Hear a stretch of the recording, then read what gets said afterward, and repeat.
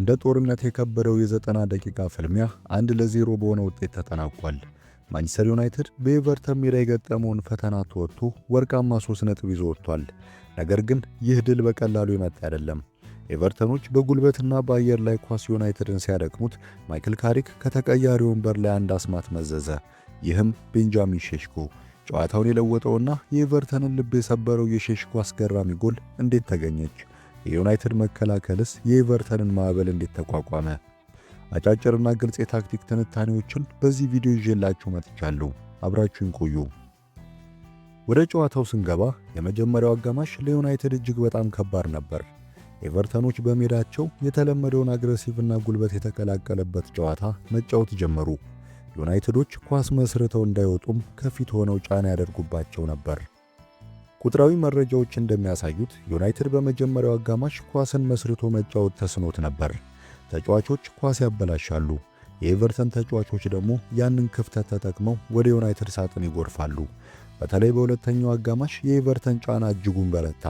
አስቡት፣ በሁለተኛው 45 ደቂቃ ውስጥ ብቻ ኤቨርተን 9 የማዕዘን ምቶችን አግኝቷል። ይህ ማለት በየ5 ደቂቃው አንድ አደገኛ ኳስ ወደ ዩናይትድ ሳጥን ይሻማ ነበር ማለት ነው። ግን እዚህ ጋር ነው የአንድ ተጫዋች ጀግንነት ጎልቶ የወጣው። የዚህ ጨዋታ ትልቁ ኮከብ ያለምንም ጥርጥር የዩናይትዱ ግብ ጠባቂ ሴን ላመንስ ነው። ከጨዋታው በኋላም ማን ኦፍ ዘ ማች ተብሎ ተመርጧል። ብዙ ጊዜ ወጣት ግብ ጠባቂዎች ወደ እንግሊዝ ፕሪሚየር ሊግ ሲመጡ በአየር ላይ ኳስና በጉልበት ይፈተናሉ። የቀድሞ የዩናይትድ ግብ ጠባቂ ዴቪድ ዴሃ መጀመሪያ በመጣ ጊዜ እንዴት ይንገላታ እንደነበር እናስታውሳለን። ላመንስ ግን የ23 ዓመት ወጣት ቢሆንም አስገራሚ መረጋጋትን አሳይቷል። በማዕዘን ምት ሰዓት 10 እና 12 ተጫዋቾች ከበውት እየገፉትና እያጨናነቁት እንኳን በአየር ላይ የበረረ ኳሶችን ሲቆጣጠርና ሲያርቅ አምሽቷል። የስካይ ስፖርት ተንታኞችና የቀድሞ ታላቅ ግብ ጠባቂ ኤድዊን ቫንደርሳር ሳይቀሩ የላመንስን ብቃት አሞካሽተዋል። ቫንደርሳር ከጨዋታው በኋላ ባለው ቃለ መጠየቅ ላይ በዚህ ዕድሜው ይህንን ያህል ጫና ተቋቁሞ መጫወቱ አስገራሚ ነው ብሎታል።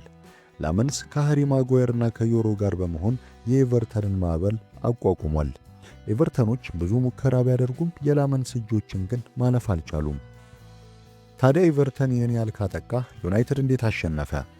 እዚህ ጋር ነው የማይክል ካሪክ ብልህነት የሚመጣው። ጨዋታው 0-0 እየሄደ ባለበት በ57ኛው ደቂቃ ካሪክ ትልቅ ታክቲካዊ ውሳኔ አሳለፈ። ቤንጃሚን ሼሽኮን ቀይሮ አስገባ። ካሪክ የተረዳው አንድ ትልቅ ሚስጥር ነበር። ኤቨርተኖች ጎል ለማግባት መላው ቡድናቸው ወደፊት ሲመጣ ከኋላ ሰፊ ሜዳና ክፍተት እየተዉ ነበር። ስለዚህ መፍትሄው ኳስ ይዞ መጫወት ሳይሆን ፍጥነትና የመልሶ ማጥቃት መሆኑን ካሪክ ተገነዘበ። በ71ኛው ደቂቃ ላይ የተጠበቀው ነገርም ሊሆን ቻለ። ኤቨርተኖች ኳስ አበላሹ። ማቲያስ ኩኛ ኳሷን አግኝቶ ለኡምቡሞ፣ ኡምቡሞ ደግሞ ለሼሽኮ አቀበለው። ሁኔታው 2-1 ነበር። ሼሽኮ ኳሷን ይዞ የኤቨርተኑን ተከላካይ ታርኮውስኪን በሩጫ ቀደመው። ታርኮውስኪ ዝግተኛ ተጫዋች አይደለም፣ ነገር ግን የሼሽኮን ፍጥነት ከሚታሰበው በላይ ከብዶት ነበር።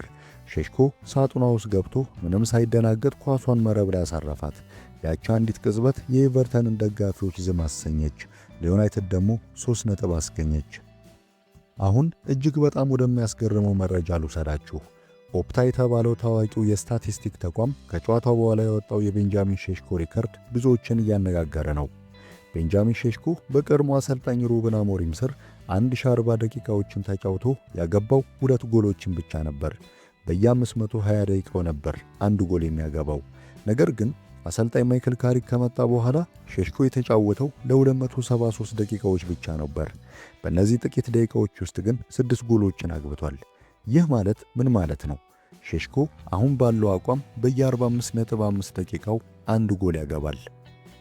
ይህ ሪከርድ በአውሮፓ ታላላቅ ሊጎች ውስጥ ካሉ ምርጥ አጥቂዎች ጋር ሲነጻጸር እንኳን እጅግ በጣም ከፍተኛ የጎል ማስቆጠር ምጣኔ ነው።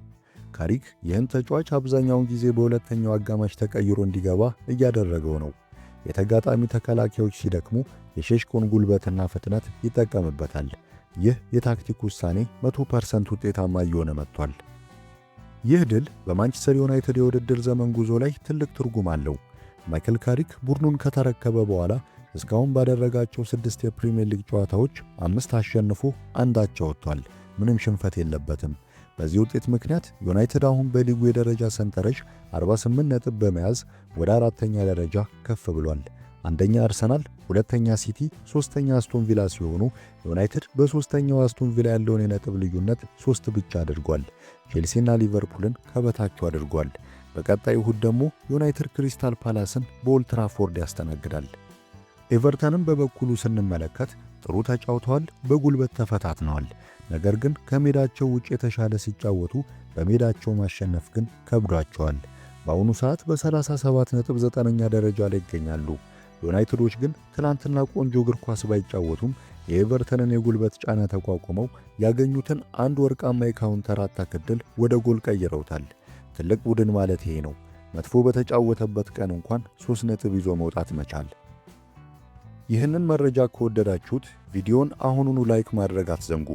ለቻናሉ አዲስ የሆናችሁ ደግሞ ሰብስክራይብ በማድረግ የደወል ምልክቷን ተጫኑ። በሚቀጥለው ቪዲዮ በሌላ አጓጊ ትንታኔ እስከምንገናኝ መልካም ጊዜ።